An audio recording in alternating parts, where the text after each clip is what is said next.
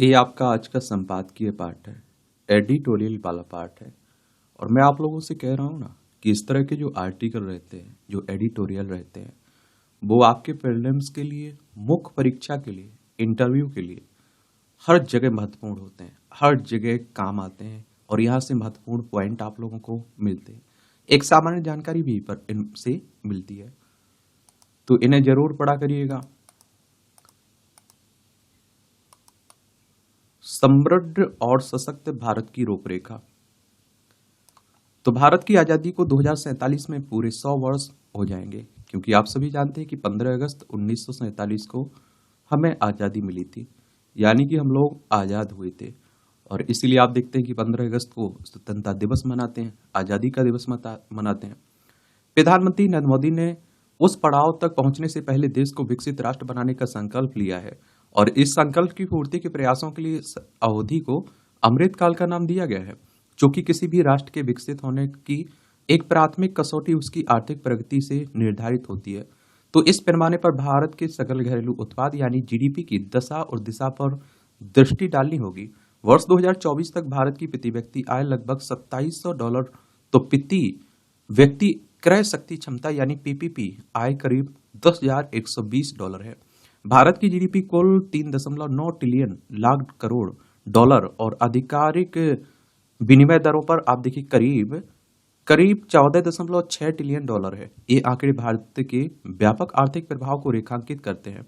वर्ष 2018-19 को economic survey में वर्ष 2024-25 तक भारत को $5 ट्रिलियन की आर्थिकी बनाने के लिए 4% की अनुमानित मुद्रास्फीति के साथ 8% की वार्षिक वृद्धि की आवश्यकता बताई गई थी। और इसी बीच कोविड महामारी ने उस योजना को बेपटरी कर दिया और इसके बावजूद भारत की आर्थिक आकांक्षाएं उसी प्रकार कायम है और जिसमें सतत एवं समावेशी वृद्धि पर ध्यान केंद्रित है। देश की आर्थिक वृद्धि की गति के हिसाब से 2047 तक प्रति व्यक्ति आय कम से कम $10,000 और आर्थिकी का आकार $20 ट्रिलियन तक पहुंचने का अनुमान है। और इस वृद्धि से भारत निम्न मध्यम आमदनी वाले देश की श्रेणी से निकलकर उच्च मध्यम आय वाली श्रेणी में पहुंचकर उच्च आय वाले दर्जे के निकट पहुंच जाएगा।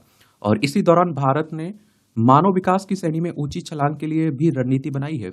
अभी भारत में आप देखते हैं कि जीवन प्रत्याशा 70.8 वर्ष है, जो 2047 तक बढ़कर 78 वर्ष की होने की उम्मीद है। यह उपलब्धि स्वास्थ्य सेवाओं में आशातीत सुधारों से संभव होती दिख रही है और इसके अतिरिक्त शिक्षा से जुड़े सुधार भी व्यापक रूप से प्रगति पर अपनी छाप छोड़ेंगे। औद्योगिकीकरण के साथ ही डिजिटल इकोनॉमी की वृद्धि को प्रोत्साहन देने वाली आर्थिक नीतियां भी उपयोगी सिद्ध होंगी और विकसित भारत के अपेक्षित लक्ष्य को हासिल करने की दिशा में कुछ रणनीतिक आवश्यक लग रही है। और इसमें आप देखिए सर्वप्रथम वस्तु एवं सेवा कर यानी जीएसटी को सुसंगत बनाना 2017 में लागू हुआ था ना जीएसटी। इसमें पेट्रोलियम और रियल एस्टेट जैसे उन क्षेत्रों को भी जोड़ना होगा जो अभी तक इसमें शामिल नहीं है और इससे सक्षमता का स्तर और बढ़ेगा। इसके साथ जीएसटी को 6 और 12 और 18% की 3 श्रेणियों में विभाजित करने से अनुपालन लागत एवं विवाद घटेंगे। रियायतों को समाप्त कर निजी एवं कॉर्पोरेट करों को सरल बनाया जाएगा और जिससे समानता का स्तर बढ़ने के साथ ही मुकदमेबाजी घटेगी और पारदर्शी कर व्यवस्था बनेगी और इससे जीडीपी के अनुपात में करों की हिस्सेदारी 18% से बढ़कर 23% तक पहुंचने का अनुमान है और जिससे सार्वजनिक वस्तुओं एवं सेवाओं में और निवेश बढ़ने की राह खुलेगी। और आप देखते हैं कि आर्थिक वृद्धि की गति बनाए रखने के लिए निजी क्षेत्र के निवेश में निरंतरता आवश्यक है और वर्ष 2024 तक भारत में सकल नियत पूंजी निर्माण करीब 28% के स्तर पर है। देश में उत्पादकता वृद्धि की दर 5%, जबकि जनसांख्यिकीय लाभांश के चलते बड़ी कामकाजी आबादी से भारी वृद्धि की संभावनाएं जागती हैं। जीडीपी में करीब 20% का योगदान देने वाले निर्यात को बढ़ाना होगा और बुनियादी ढांचे में सुधार, कारोबारी नियमनों का सुगम होना और लाभकारी व्यापार समझौते से निर्यात में वृद्धि के साथ ही एफडीआई में तेजी आने के पूरे आसार हैं। फिलहाल देश में $60 अरब सालाना के हिसाब से एफडीआई आ रहा है। भारत में श्रम कार्यबल की भागीदारी करीब 46%, जिसमें महिलाओं की भागीदारी 23% है। चूंकि कामकाजी आबादी के स्तर पर 53% लोग औपचारिक प्रशिक्षण से वंचित हैं, तो कौशल विकास कार्यक्रम बेहद अहम हो जाती है। और करीब 80% रोजगार प्रदान करने वाले असंगठित क्षेत्र को संगठित स्वरूप प्रदान करने से रोजगार सुरक्षा में सुधार के साथ ही उत्पादकता भी बढ़ेगी। और तकनीकी संचालित प्लेटफॉर्म मांग की तुलना में आपूर्ति करके बेरोजगारी को घटा सकते हैं। पर श्रम उत्पादकता वृद्धि में सालाना 5% से अधिक की वृद्धि आर्थिक दायरे में भारी विस्तार करेगी।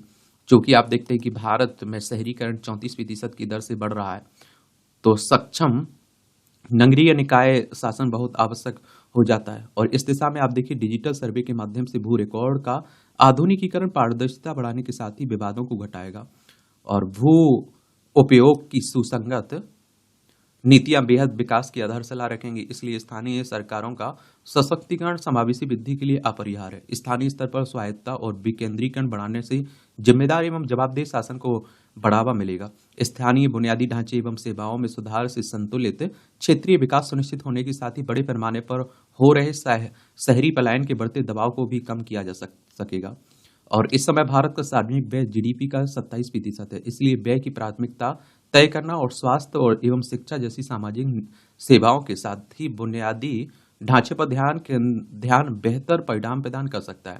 और इस दिशा में विभिन्न सरकारी विभागों के बीच व्यय में तालमेल बैठाने के लिए सार्वजनिक व्यय परिषद का गठन उपयोगी होगा। और इस रणनीतिक आवंटन से बुनियादी ढांचा और सामाजिक सेवाओं में सुधार के साथ ही उनकी गुणवत्ता एवं उन पर तक पहुंच की स्थिति सुधरेगी। और वर्ष 2047 तक भारत की यात्रा परिवर्तन एवं अवसरों से भरी है। व्यापक सुधारों, समावेशी वृद्धि और जनसांख्यिकीय एवं आर्थिक भावनाओं का लाभ उठाकर एक समृद्ध एवं विकसित राष्ट्र का सपना साकार किया जा सकता है। और इस लक्ष्य की पूर्ति के लिए प्रतिबद्धता, रणनीतिक योजनाओं के साथ ही सही समन्वय आवश्यक होगा। उचित दृष्टि और दृढ़ता के साथ भारत एक वैश्विक लीडर के रूप में उभर सकता है।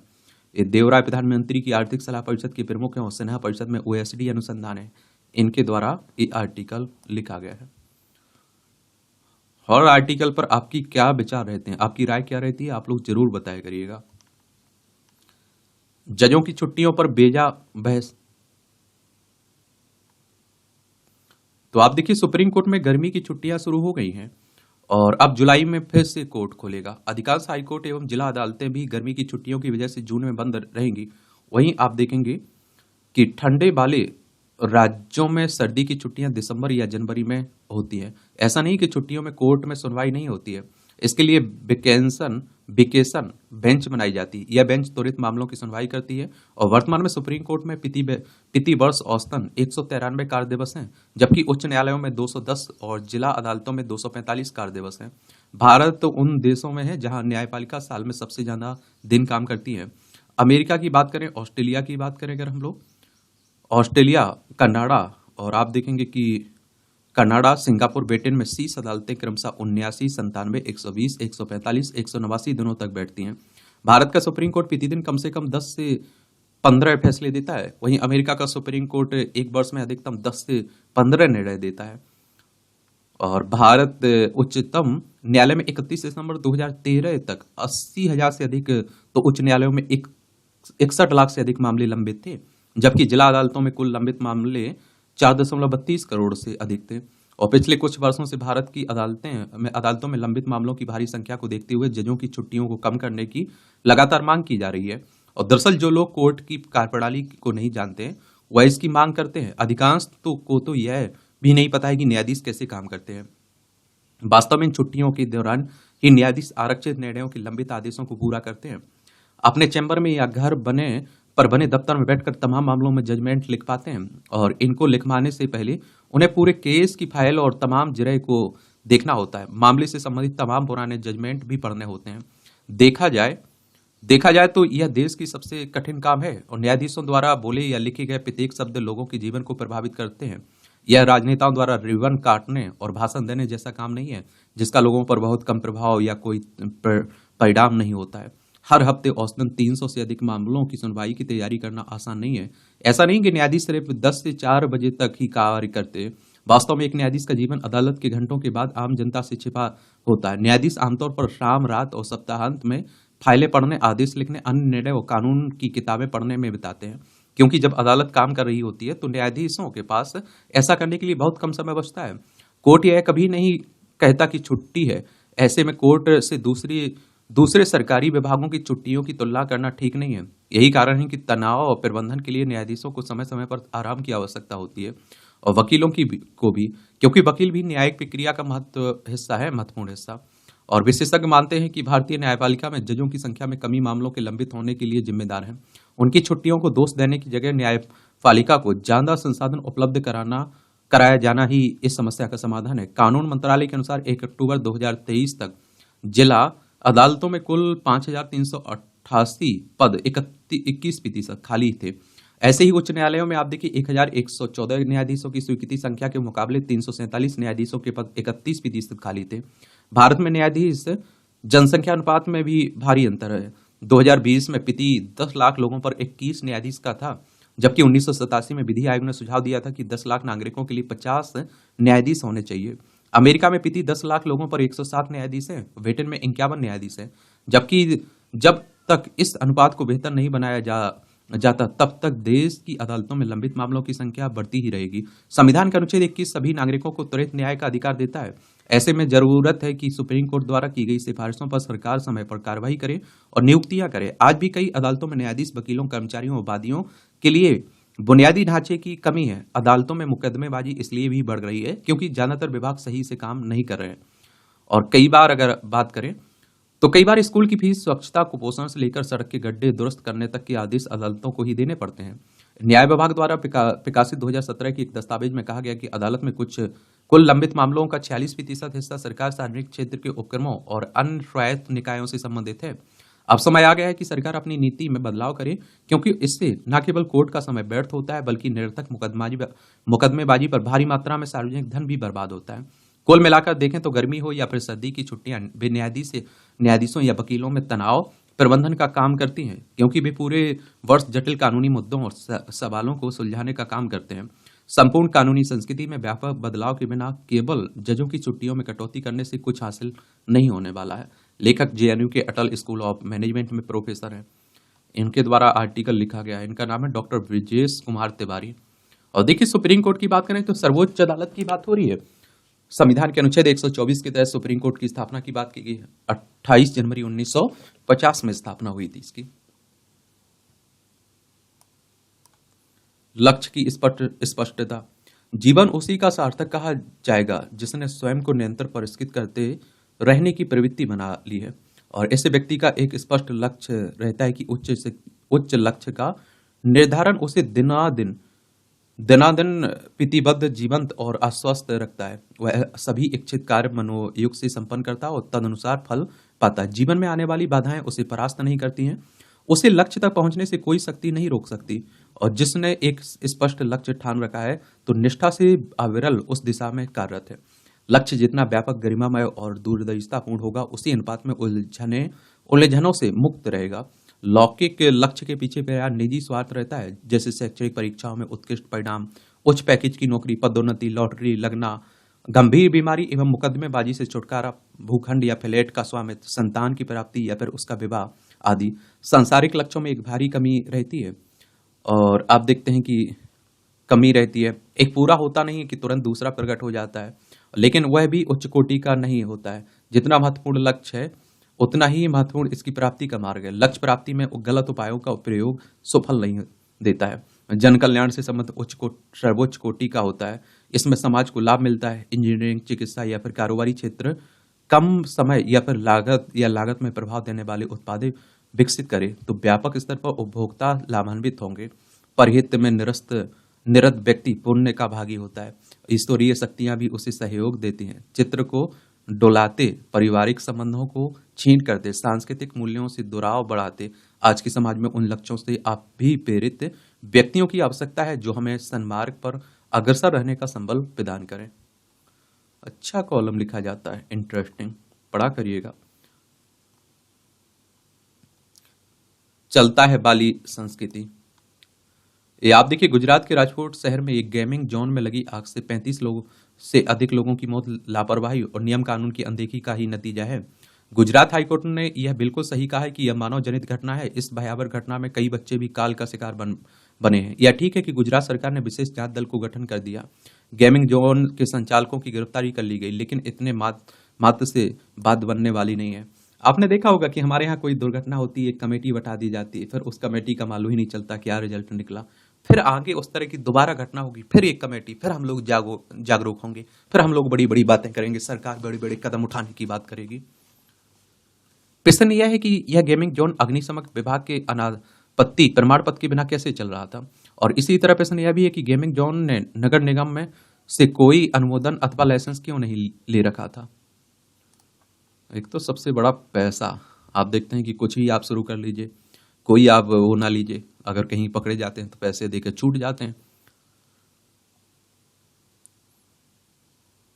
वास्तव में जब तक अग्निशमन विभाग और नगर निगम के अधिकारी को इस घटना के लिए जवाबदेह बनाने के साथ दंड का भागीदार नहीं बनाया जाता, तब तक सही तरह न्याय नहीं होने वाला है।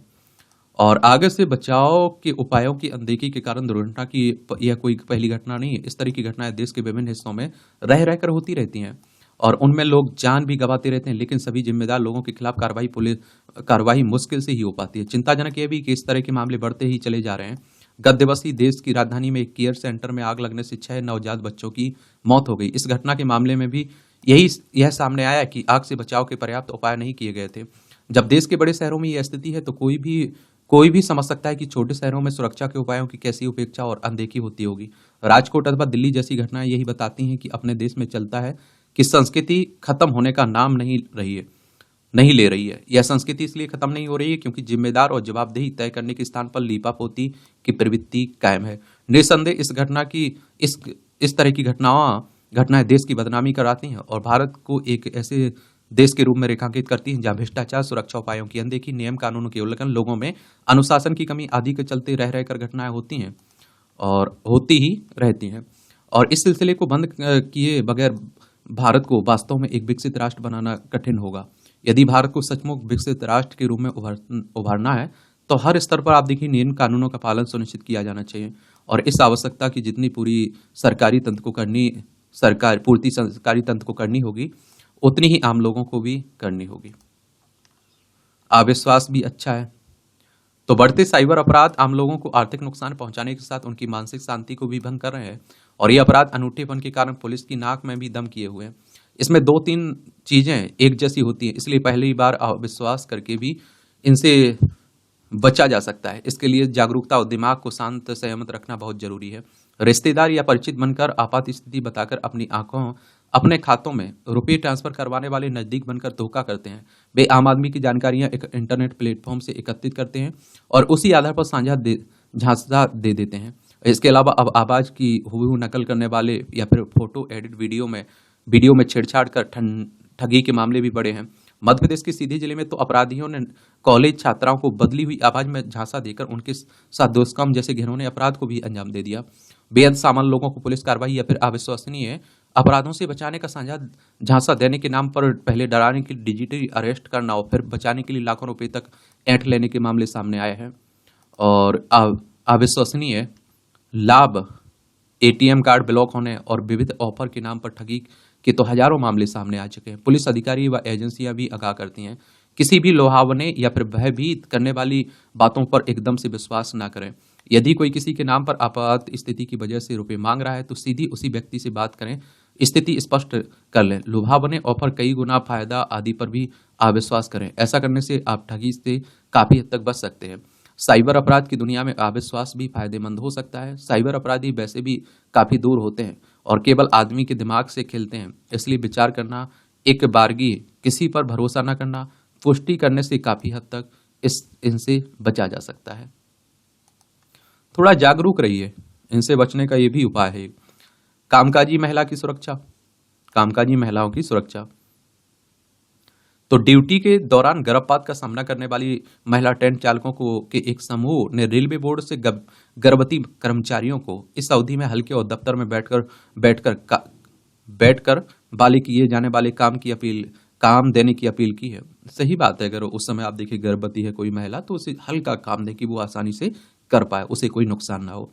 उनका कहना है कि मातृत्व लाभ संशोधन अधिनियम 2017 के तहत इस सुविधा की अवधि में उन्हें कार्यालय संबंधी गैर खतरनाक कार्य करने को दिए जाने चाहिए और इसके लिए उनका दूसरा विभाग में तबादला किया जाना चाहिए। रेलवे अधिनियम और मातृत्व लाभ अधिनियम की धारा 4 में स्पष्ट रूप से कहा गया है कि महिला कर्मचारियों को खतरनाक कठिन श्रेणी के कार्य करने के लिए नहीं कहा जा सकता है। कठिन श्रेणी में लंबे समय तक खड़े रहना, बैठे रहना, बार बार केबिन की सीढ़ियां चढ़ना, भारी सामान उठाने जैसी कई कार्यों को शामिल किया गया है। ये कार्य गर्भवती महिला के स्वास्थ्य पर प्रतिकूल प्रभाव डालते हैं, जिसमें भ्रूण के सामान्य विकास में बाधा उत्पन्न होने और गर्भपात का खतरा अधिक होता है। वर्तमान में आप देखिए भारतीय रेलवे में 13 लाख से अधिक कर्मचारी कार्यरत हैं, जिनमें से आप देखिए 1500 से अधिक महिलाएं देश भर के विभिन्न रेलवे जोनों में लोको पायलट और सहायक लोको पायलट के रूप में कार्य कर रही हैं। ये महिला कर्मचारी लंबे समय से ड्यूटी के दौरान ना मिलने वाली बुनियादी सुविधाओं की शिकायत करती रही। खासतौर पर गर्भावस्था और मासिक धर्म के दौरान उन्हें कई कठिन परिस्थितियों का सामना करना पड़ता है, क्योंकि इस वक्त भी लंबे समय तक लगातार नहीं बैठ पाती। पिछले महीने भी महिला ट्रेन चालकों ने रेलवे बोर्ड से आग्रह किया था कि या तो उनकी दयनीय कामकाजी परिस्थितियों में सुधार किया जाए या फिर उन्हें अन्य विभाग में स्थानांतरित करने की अनुमति दी जाए। इसके साथ महिला कर्मियों ने इंजन में शौचालय सुविधा की कमी, मासिक धर्म के समय सैनिटरी पैड नहीं बदल पाने और नाइट ड्यूटी के लिए आवास से लाने पहुंचाने की सुविधा नहीं होने जैसी समस्याओं का उल्लेख किया था। देखिए, आप लोग कहीं आंसर राइटिंग करते हैं, निबंध लिखते हैं, तो ये आप देखिए महिलाओं की जो समस्याएं हैं इन्हें आप वहां बता सकते हैं। समझ रहे हैं? जो आप देखते हैं कि एक तरह से अच्छाई हो सकती है। आप देखिए ड्यूटी के दौरान जो गर्भपात का सामना करने वाली महिला को ट्रेन चालकों के एक समूह ने रेलवे बोर्ड से जो गर्भवती कर्मचारियों को छोटे और दफ्तर के काम करने की सुविधा की देने की बात की है, इसे आप बता सकते हैं कि ये उपाय हो सकता है। और महिला रेल कर्मियों को भी दफ्तर में काम करने का अवसर मिलना चाहिए। सुविधाओं के अभाव, काम के घंटों की अनिश्चितता और आराम के समय की कमी के कारण गर्भवती महिला कर्मगारों के लिए काम करना मुश्किल हो जाता है। ऐसे में उनका दूसरे विभाग में तबादला करने के साथ साथ रेलवे को महिला कर्मचारियों को शौचालय सहित अन्य सभी तरह की सुविधाएं मुहैया कराने पर भी ध्यान देने की आवश्यकता है, ताकि कोई भी कामकाजी महिला गर्भपात की शिकार ना होने पाए। इससे ज्यादा महिलाएं रेलवे में कार्य करने की इच्छुक होंगी। अच्छा एडिटोरियल है ये। आप देखिए टिप्पणियां रहती हैं और इसकी पीडीएफ में एजुकेशन सर्कल प्लेटफॉर्म है ना, टेलीग्राम पर, वहां से जाकर आप लोग डाउनलोड कर सकते हैं। डिजिटल भविष्य की ओर बढ़ता भारत और डिजिटल इंडिया की बात भी होती रहती है। तो लोकसभा चुनाव अंतिम चरण में है और लोकसभा प्रक्रिया में देश को इस बार अभूतपूर्व सामर्थ्य हासिल होने जा रहा है और समावेशी डिजिटलाइजेशन क्रांति की ओर भारत ने स्वयं को बहुत मजबूत किया है और भारत की शीर्ष नेतृत्व में सक्षम भारत बनाने के क्रम में यह नवोन्मेषी कदम उठाया है और डिजिटल प्रारूप में आधारभूत बदलाव लाने की दिशा में हमारा देश प्रतिबद्ध भी दिख रहा है। चुनाव में एआई आर्टिफिशियल इंटेलिजेंस का उपयोग करने की पुरजोर कोशिश चल रही है और इसके लिए नई डिजिटल साक्षरता पर बल दिया जा रहा है और यह प्रयास युवा भारत की युवा मतदाताओं के बीच लोकप्रिय बनने जा रहा है। आने वाले समय में आप देखिए मतदाता एआई के माध्यम से मतदान में प्रतिभागी बन सकेंगे और चुनाव पर संपन्न करने वाली हमारी युवा टीम इसी माध्यम से चुनाव में किए जाने वाले समस्त क्रियाकलापों पर निगरानी रखेगी और कम समय में अधिक मतदान संभव कराना सुनिश्चित करेगी। समावेशी डिजिटलीकरण का सबसे महत्वपूर्ण सहयोग यह मिलने जा रहा है कि जो मतदाता चुनाव में हिस्सेदारी से बचते थे वे भी रुचि लेने की स्थिति में चुनाव में प्रतिभागी बन सकेंगे। और राष्ट्रीय सुरक्षा, तो समावेशी डिजिटलीकरण पहले एक सपन था, लेकिन भारत में अब इसे एक मजबूत टूल्स के रूप में देखा जा रहा है। डिजिटल विश्व तेजी से एक सत्तावादी जगह बनने की ओर अग्रसर है। बहुत सारी लोकतांत्रिक सरकारें एकाधिकारवादी शासन की तरह काम कर रही हैं। इंटरनेट के उपयोगकर्ताओं की गोपनीयता की रक्षा करने और राष्ट्रीय सुरक्षा के बारे में दुनिया की सरकारें जागरूक हुई हैं। वे ऐसे टूल्स को तैयार कर रही हैं जिनसे गोपनीयता भी बनी रहे और राष्ट्रीय सुरक्षा और अन्य साइबर लेगेसी को भी बनाए रखा जाए। भारत सरकार ने बहुत ही सूक्ष्म अध्ययन एवं शोध के माध्यम से डिजिटलीकरण की प्रक्रिया को मजबूत बनाने में कामयाबी हासिल की है और यह व्यवस्था न्याय प्रणाली और मतदान प्रणाली में पूर्णतः लागू हो जाए तो भारत की डिजिटल क्रांति विश्व में व्यापक पहचान हासिल कर लेगी। लेकिन इसके लिए भारत के प्रत्येक नागरिक, खासकर युवाओं को व्यापक प्रशिक्षण प्राप्त करना होगा। सरकार अगले कुछ वर्षों में यदि इच्छित लक्ष्य को हासिल कर पाई तो भारत में डिजिटल चुनाव प्रक्रिया को आरंभ करने में मदद मिल सकती है। इससे एक बड़ा लाभ भारतीय लोकतंत्र को यह होगा कि अधिकतम मतदान सुनिश्चित किया जा सके। डिजिटल विश्व में कॉर्पोरेट की भूमिका महत्वपूर्ण है और विकेंद्रीकृत नेटवर्क जहां संचार सेवाओं का एकाधिकार होने के बजाय स्थानीयकृत होने की मांग कर रहा है, वहां यह जरूरी है कि कॉरपोरेट जगत डिजिटल भारत में अपना निवेश करके डिजिटलाइजेशन को बढ़ावा देना चाहती है, तो वे बढ़ चढ़कर इसमें भाग लें और भारतीय साइबर कानून की का गंभीरता से पालन करके गोपनीयता और सुरक्षा पर बल दें। भारत सरकार इसके लिए जो अनुबंध बनाए वह भारत की प्राथमिकताओं, स्थानीयता स्थानीयकृत व्यवस्थाओं का ध्यान रखे और निवेश में सेवा को प्राथमिकता दे, लाभ को नहीं। भारतीय गतिशीलता में यह महत्वपूर्ण कदम है और इससे डिजिटल समावेशीकरण के लिए जो भारत सरकार ने लक्ष्य निर्धारित कर रखा है उसे भी बेहतर ढंग से प्राप्त किया जा सकेगा। और ग्लोबल डिजिटल कॉम्पैक्ट, तो भारत में जब G20 सम्मेलन हुआ था तो संयुक्त राष्ट्र के महासचिव एंटोनियो गुटरेस ने कहा था कि ग्लोबल डिजिटल कॉम्पैक्ट को लोकतंत्र, मानवाधिकार और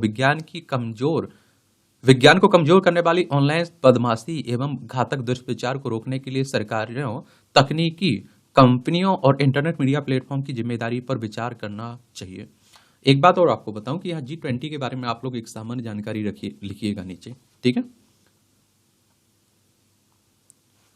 और भारत ने इन सभी मुद्दों पर तर्कपूर्ण तरीके से कई मायने में कई कदम की दूरी तय कर ली है। डिजिटल कॉम्पैक्ट मानव अधिकारों पर दृढ़ता से आधारित है और जिसे भारत जानता है और प्रौद्योगिकी के क्षेत्र में सुसंगत भारतीय दृष्टिकोण बहुत स्पष्ट है, जिससे वह आने वाले समय में डिजिटल क्रांति की दिशा में बहुत से नए मापदंड बनाते हुए आगे जाने के लिए तैयार है। दुनिया के बहुत से देश जो गरीबी, भुखमरी, दूसरी कई समस्याओं का सामना कर रहे हैं और वे जीवन के विभिन्न पहलुओं को प्रभावित करने वाली कारक को चिन्हित नहीं कर पाए हैं, डिजिटल विकास की यात्रा कर ही नहीं सकते हैं। और सबसे महत्वपूर्ण बात यह है कि इसने इकोनॉमिक डिजिटलीकरण पर ज्यादा फोकस दिया है और जिससे आप देखिए डिजिटल साक्षरता बढ़ी है। इसका फायदा यह हुआ कि जो डिजिटल प्लेटफॉर्म को नहीं भी यूज कर रहे थे वे अब इसका भरपूर उपयोग करने लगे हैं। भारत का सही मायने में देखा जाए तो डिजिटलीकरण, साक्षरता दर कोविड के बाद मुद्रा योजना, डिजिटल पेमेंट आदि के माध्यम से बढ़ा है और युवा तो डिजिटल प्लेटफॉर्म का उपयोग कर ही रहे हैं। सेल्फ हेल्प ग्रुप्स, वृद्धजन आदि भी इस प्लेटफॉर्म का उपयोग कर रहे हैं। कुल मिलाकर कहा जा सकता है कि भारत डिजिटल क्रांति के लिए तैयार है। नेतृत्व को भी यह पता है कि भारत के लिए क्या उपयुक्त है और कैसे भारत को दुनिया की प्रतिस्पर्धा में सम्मिलित किया जा सकता है। हमारा उद्देश्य भी स्पष्ट है। ऐतिहासिक रूप से जो परिवर्तन भारत में विगत कुछ वर्षों में हुआ है वह उसकी नीति और नीति दोनों साथ होने के कारण हुआ है। समावेशी डिजिटलीकरण भारत इसलिए भी कर रहा है क्योंकि वह दुनिया में भारतीय छवि को मजबूत करना चाहता है। इसके माध्यम से भारत संयुक्त राष्ट्र का प्रतिनिधित्व करने में सक्षम भी होगा। यह भी भारत जानता है कि खैर इन सब के बावजूद भी यदि भारत की डिजिटल नीति देखेंगे तो वह डिजिटल जस्टिस का एक सच्चा नमूना है, जिसे भारत बहुत गर्व के साथ आज दुनिया के समक्ष भी रख रहा है। अब आप देखिए, अब तो कई देश इस बात को उद्धृत करने लगे हैं कि भारत डिजिटल प्रारूप में आ चुका है और वह विश्व में अच्छा डिजिटल प्रदर्शन भी कर रहा है। भारत की साइबर सुरक्षा प्रणाली में व्यापक सुधार भारत के लिए हितकारी साबित होने वाला है। इससे विश्व में जो ग्लोबल डिजिटल कॉम्पैक्ट बन रहा है उसमें भारत की महत्वपूर्ण मानी जा रही है और परिवर्तन की यह बयार भारत के लिए बहुत ही सुखद है। डिजिटली महत्वाकांक्षी है और इसके लिए एन कैन पे कारण कमर कसकर अधिकतम निवेश भारत सरकार करेगी और इसमें कोई दो मत नहीं है कि देश की यह समावेशी एवं सार्वभौमिक डिजिटल कोशिश नई रंगत लाएगी और भारत की जो प्रतिष्ठा अब है उसमें भी अभिवृद्धि करेगी। अच्छी बात यह है कि भारतीय डिजिटल क्रांति को रेखांकित करने वाले कुछ देश जो डिजिटल निवेश नहीं कर सकते वे अपने देशों में भारत की सहायता भी करेंगे। और देखिए, संयुक्त राष्ट्र की बात करें तो यूनाइटेड नेशंस की बात हो रही है, जिसकी स्थापना 24 अक्टूबर 1945 में हुई थी। न्यूयॉर्क यूएसए में उसका हेडक्वार्टर देखने को मिल जाएगा। एक आजकल आप देख रहे हैं कि डीप फेक का सबसे ज्यादा बातें हो रही हैं। तो डीप फेक से निपटने की मुश्किल चुनौती,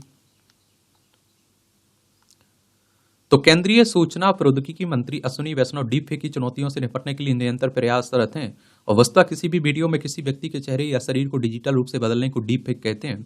और आप देखते होंगे कि कई वीडियो वायरल हो रहे हैं। प्रधानमंत्री मोदी जी का डांडिया खेलते हुए वीडियो वायरल हुआ, कई एक्टर का भी वीडियो वायरल हो रहा है जिसमें आप देखें चेहरा उनका होता है, शरीर किसी और का होता है और डीप फेक वीडियो और ऑडियो दोनों ही रूप में हो सकता है। इसे एक स्पेशल मशीन लर्निंग का इस्तेमाल करके बनाया जाता है और जिसे डीप लर्निंग कहा जाता है। डीप लर्निंग में कंप्यूटर के को दो वीडियो या फोटो दिए जाते हैं जिन्हें देखकर वह स्वयं ही दोनों वीडियो या फोटो को एक जैसा बना देता है। यानी एडिटेड वीडियो में किसी अन्य के चेहरे को किसी अन्य के चेहरे से बदल दिया जाता है और अंतर कर पाना बड़ा मुश्किल रहता है। और इस तरह की फोटो या वीडियो में कुछ छिपी हुई लेयर्स होती हैं जिन्हें केवल एडिटिंग सॉफ्टवेयर की मदद से ही देखा जा सकता है। ये वीडियो इतने सटीक होते हैं कि आप इन्हें आसानी से नहीं पहचान सकते हैं। हालांकि डीप फेक तकनीक से तैयार तस्वीरों वीडियो को पहचानना आसान तो नहीं होगा, लेकिन यह असंभव भी नहीं है। और तकनीक के जानकारों के मुताबिक उन्हें पहचानने के लिए वीडियो को बहुत बारीकी से देखते हुए खासतौर से चेहरे के भाव, आंखों की हलचल और शारीरिक शैली पर ध्यान देना होगा। और इतना ध्यान देता कौन है? लेकिन डीप फेक वीडियो को प्रसार रोकने के लिए लोगों में जागरूकता बहुत जरूरी है। भारत में डीप फेक से मुकाबले का कानूनी हथियार मौजूद है, लेकिन इस अधिकार की जानकारी भी हर किसी को होना चाहिए। आईटी एक्ट 2000 किसी भी व्यक्ति को उसकी गोपनीयता की सुरक्षा प्रदान करता है। ऐसे में यदि कोई डीप फेक वीडियो या तस्वीर किसी की मर्जी के बिना बनाकर कानून तोड़ता है तो उसके खिलाफ शिकायत की जा सकती है। और धारा 66D के तहत ऐसे ऐसे आप देखते हैं कि ऐसे मामलों में दोषी पाए जाने पर उसे 3 वर्ष तक की सजा और 1 लाख रुपए तक का जुर्माना हो सकता है। विशेषज्ञों का कहना है कि डीप फेक वीडियो को पकड़ना आसान हो सकता है क्योंकि ये इंटरनेट पर मौजूद असली वीडियो से ही बनाए जाते हैं। लेकिन भारत में ऐसे वीडियो को लेकर चिंता की सबसे बड़ी बात यह है कि हमारे यहाँ इसके लिए जिस धैर्य की जरूरत है वह इंटरनेट यूजर्स में नहीं दिखती है।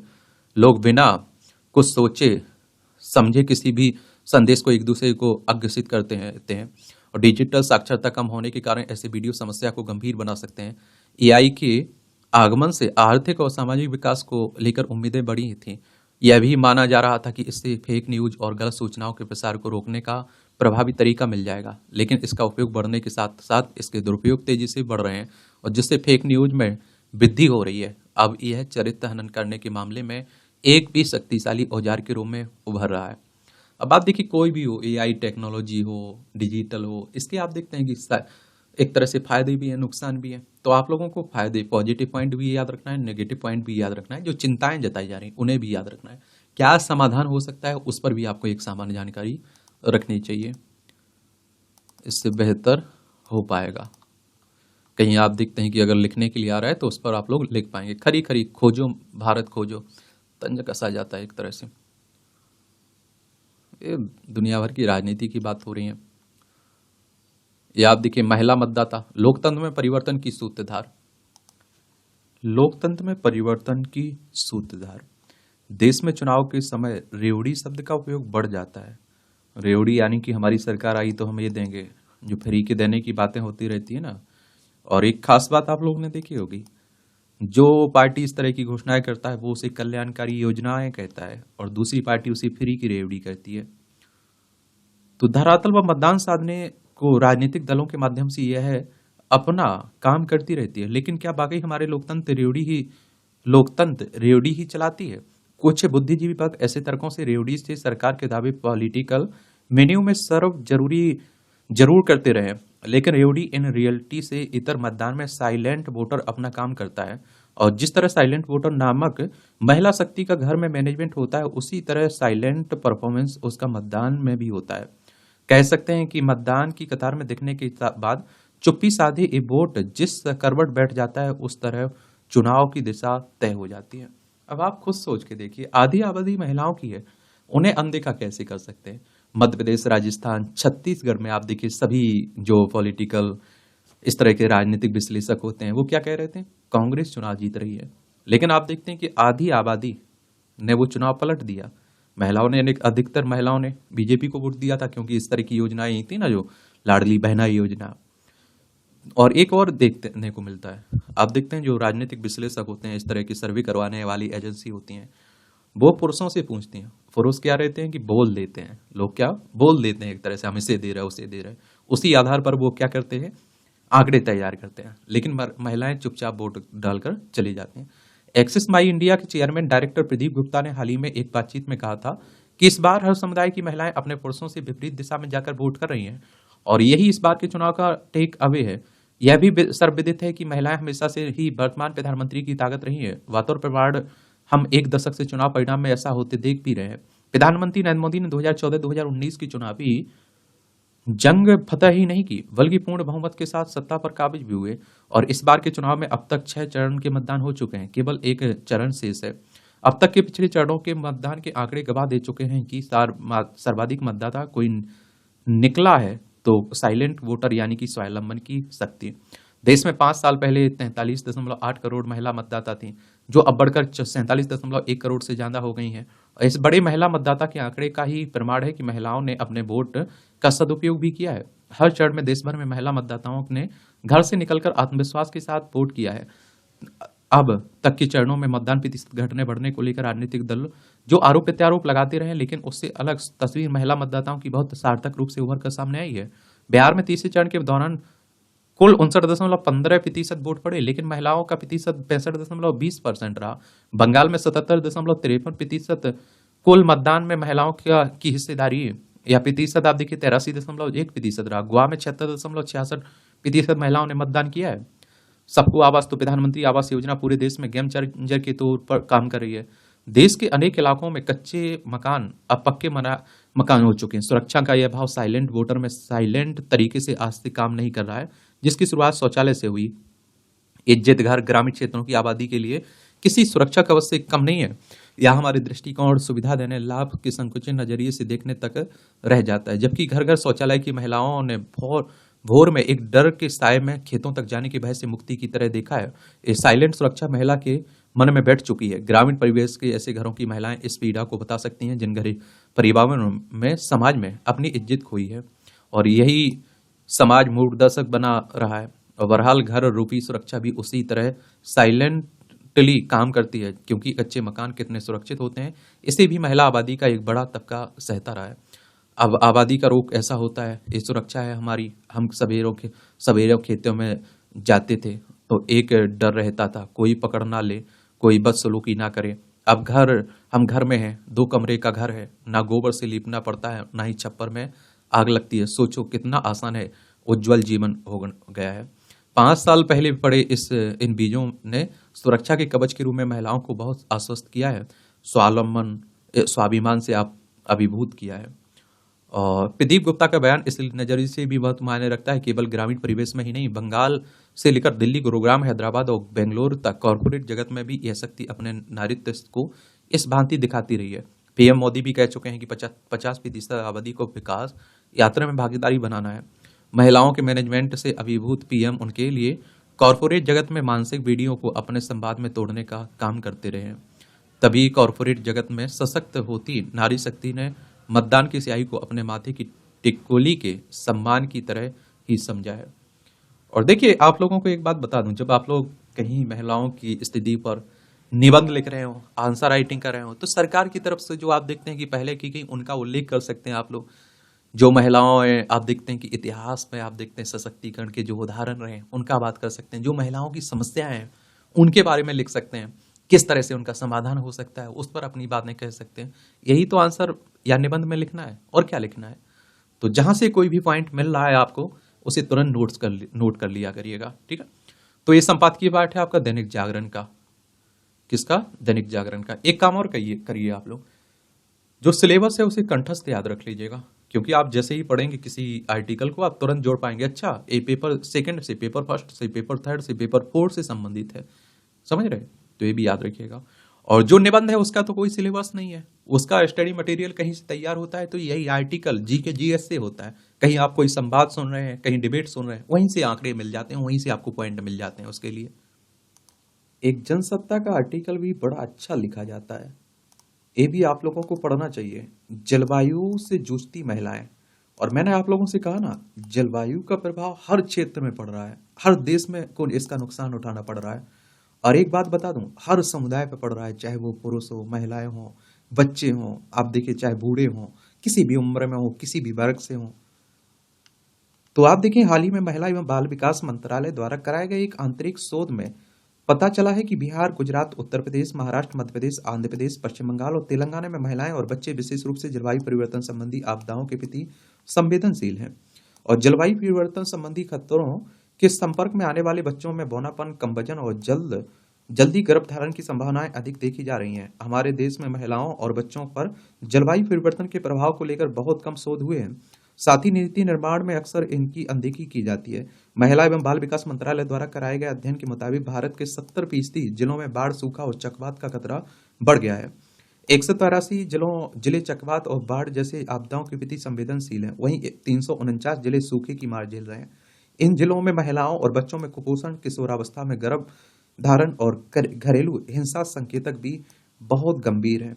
अगर आप लोगों को जलवायु परिवर्तन के दुष्परिणाम कहना है, चिंता एक तरह से आप देखिए नुकसान बताना है, तो ये भी आप लोग बता सकते हैं।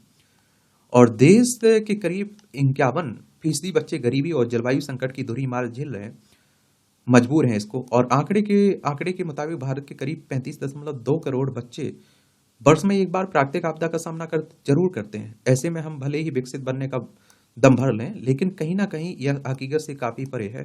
वर्तमान के साथ ही भारत का भविष्य भी चिंतित होने वाला है और हम वैश्विक अर्थव्यवस्था में पहले स्थान पर धाक जमाए या ना जमाए, लेकिन जलवायु परिवर्तन से निपटने के लिए सार्थक कदम की सख्त जरूरत है। मगर हमारे देश में राजनेताओं के लिए पर्यावरण संकट कभी मुद्दा नहीं रहा है। अब आप देखिए, लोकसभा का चुनाव हो रहा है, सबसे बड़ा चुनाव हो रहा है, किसी के मुंह से आप लोगों ने सुना है जलवायु संकट के बारे में कुछ बातें करते हुए? नहीं।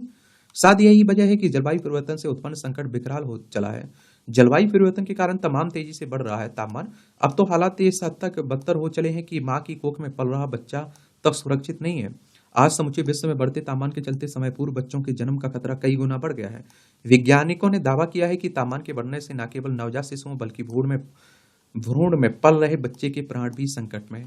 ये जो पर तापमान बढ़ने की नुकसान हो ना, तो ये भी आप लोग वहां बता सकते हैं जहां आप लोग लिखना है तो, ठीक है। और जलवायु परिवर्तन के कारण हवा की गुणवत्ता खराब हो रही है। बदलता मौसम संक्रामक रोगों की संचरण, पानी की गुणवत्ता, खाद्य सुरक्षा में कमी का कारण बन रहा है। वैसे तो जलवायु परिवर्तन सभी को प्रभावित करता है, लेकिन जैविक और सामाजिक, आर्थिक और सांस्कृतिक कारणों से पुरुष और महिलाओं को अलग अलग तरीके से प्रभावित करता है। बढ़ते तापमान के कारण गर्भवती स्त्रियों के लिए गंभीर जोखिम का कारण बन रहा है। समय से पहले प्रसव, गर्भ के समय उच्च रक्तचाप, प्री एक्लेम्पसिया का खतरा काफी बढ़ रहा है। गर्भवती महिलाओं का अधिक गर्मी के संपर्क में आने से गर्भपात और समय पूर्व प्रसव का खतरा कई गुना बढ़ गया है। अमेरिका के नेशनल इंस्टीट्यूट ऑफ हेल्थ के एक अध्ययन की बात माने तो गर्भ अवस्था के पहले 7 हफ्तों के दौरान अत्यधिक गर्मी के संपर्क में आने वाली महिलाओं में जल्दी प्रसव होने की संभावना 11% तक बढ़ जाती है। जलवायु परिवर्तन के चलते बीमारियों का प्रसार बढ़ता है, जो मानव स्वास्थ्य के लिए संकट पैदा करता है। और भारत में गरीब समुदाय की महिलाएं स्वास्थ्य से जुड़ी जोखिम के प्रति ज्यादा संवेदनशील होती हैं। और इसकी सबसे बड़ी वजह है कि वे ऐसे वातावरण में रहने को मजबूर हैं जो स्वास्थ्य और साफ सफाई की दृष्टि से काफी प्रदूषित हैं। और साथ ही ऐसी महिलाओं को पर्याप्त स्वास्थ्य सेवाएं भी मैसर नहीं हो पाती है। बढ़ती बीमारियां महिलाओं के जीवन पर सीधे असर डालती हैं। अगर उनका स्वास्थ्य खराब है तो दिक्कत होना स्वाभाविक है, लेकिन अगर परिवार का कोई अन्य सदस्य भी बीमार हो जाए तो भी इससे घर की महिलाओं की दिनचर्या सबसे ज्यादा प्रभावित होती है। इस तरह महिलाएं बीमारी के चक्कर में फंसी रहती हैं। भारत में 1901 से 2018 के बीच औसतन तापमान में 0.7 डिग्री सेल्सियस की बढ़ोतरी दर्ज की गई। इससे देश भर में लू के दिन तेजी से बढ़ गए। इससे साइलेंट किलर का नाम दिया गया है। आज भी हमारे देश की करीब 67% आबादी ऐसे इलाकों में रहती है जहां वायु गुणवत्ता राष्ट्रीय मानक 40 माइक्रोग्राम प्रति घन मीटर से ज्यादा है। इसके चलते भारतीय की औसत आयु 5.3 वर्ष तक कम हो रही है। इससे सबसे ज्यादा असर महिलाओं के स्वास्थ्य पर पड़ रहा है, क्योंकि महिलाएं घर के अंदर भी सुरक्षित नहीं है। घर की रसोई से निकलने वाले धुआं भी महिलाओं के लिए स्वास्थ्य को प्रभावित कर रहा है। आंकड़ों के अनुसार उत्तर प्रदेश के उत्तरी मैदानी इलाकों में बौनापन बढ़ रहा है, जबकि उत्तरी महाराष्ट्र और दक्षिण मध्य प्रदेश कम वजन वाले बच्चों के लिए चिन्हित किए गए हैं। जलवायु परिवर्तन के प्रभाव के चलते बच्चों में बौनापन होने की संभावनाएं 6% तक अधिक है। वजन कम होने की संभावना 20% अधिक है। न्यूनतम आहार विविधता में 35% कम का अनुमान होता है। और अगले 5 वर्ष से कम उम्र के हैं और सूखे के संपर्क में तो मृत्यु की संभावना 12% बढ़ जाती है। ये जो आपको बताए जा रहे हैं आंकड़े जिस संस्था के द्वारा जारी की जाती है, इसका उल्लेख कर आप लोग अपने आंसर राइटिंग में, निबंध में बता सकते हैं इन आंकड़ों को भी, और प्रभावकारी आपका निबंध होगा। इस अध्ययन में सूखे और बाढ़ चक्रवात वाले क्षेत्रों में महिलाओं और युवा लड़कियों पर प्रभाव के संदर्भ में प्रमुख जगहों पर की पहचान की गई है। और उत्तरी बिहार, उत्तर प्रदेश के कुछ हिस्से, दक्षिणी पश्चिम बंगाल, आंध्र प्रदेश, तेलंगाना के कुछ हिस्से, पूर्वी महाराष्ट्र, उत्तरी मध्य प्रदेश और दक्षिणी उत्तर प्रदेश के कुछ हिस्से ज्यादा प्रभावित हैं। ऐसे क्षेत्रों में सूखे की स्थितियों के चलते कम वजन वाली महिलाओं में 35%, बाल विवाह 37%, किशोरावस्था में आप देखिए 17%, घरेलू हिंसा की संभावना 50% तक बढ़ जाती है। जलवायु परिवर्तन के चलते देश भर में भीषण गर्मी और लू ने विकराल रूप ले लिया है। भारत में लू चलने का एक मूल कारण ग्लोबल वार्मिंग है।